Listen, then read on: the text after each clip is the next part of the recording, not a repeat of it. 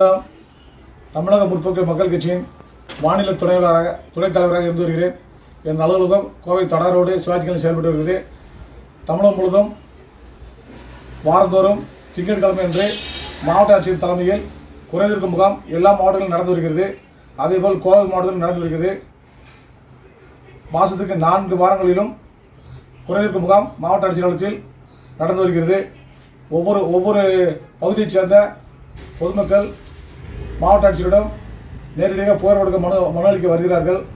ஆனால் கடந்து கவுண்டரில் ரசீது வாங்கி அதிகாரியை சந்தித்து மனு கொடுத்து வந்தோம். அன்றைக்கு செய்தி மட்டும் மெசேஜ் மட்டும் தான் வருகிறது. அந்த கொடுத்த மனுக்களுக்கு சரியாக பதில் அனுப்புவதில்லை. துறை அதிகாரிகள் வேணுமென்றே கூட்ட அரங்கில் செல்போனை பார்த்து கொண்டே இருக்கிறார்கள். மாவட்ட ஆட்சியர் மைக்கில் கூப்பிட்டா கூட உடனடியாக சட்டுன்னு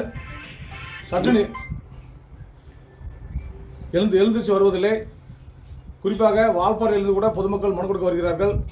கலெக்டர் ஆஃபீஸில் கலெக்டர்கிட்ட நேரடியாக மனு கொடுத்தோம்னா உடனடியாக தீர்வு காண்பாருங்க, உடனடியாக மனு மீது நடவடிக்கை எடுப்பாங்கன்னு சொல்லி நம்பி தான் வராங்க. மாவட்ட ஆட்சியர் மனு கொடுக்குறது வேஸ்ட்டுன்னு நான் சொல்கிறேன். நானே வாரந்தோறும் ஒவ்வொரு டைமும் மனு கொடுத்துட்டே இருக்கேன்.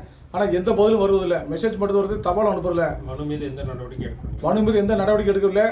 மாவட்ட ஆட்சியர் கீழுள்ள அதிகாரிகளுக்கு கடுமையாக உத்தரவு போட்டிருந்தா சின்ன சின்ன விஷயத்துக்கெல்லாம் குடிநீர் பிரச்சனை, மின்சார பிரச்சனை, டிச்சு பிரச்சனை, வேலைவாய்ப்பு பிரச்சனை, லோன் பிரச்சனை, குடியிருக்க வீட்டுக்கு பட்டா பிரச்சனை, இது கீழுள்ள அதிகாரிகளே தாசில்தார் நடவடிக்கை எடுத்திருந்தாங்கன்னா கலெக்டர் ஆஃபீஸில் வாரந்தோறும் கூட்டம் குறையும்.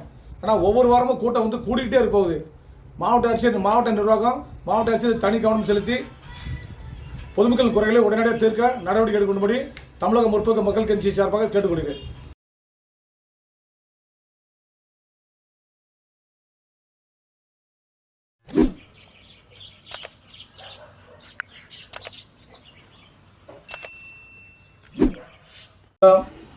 தமிழக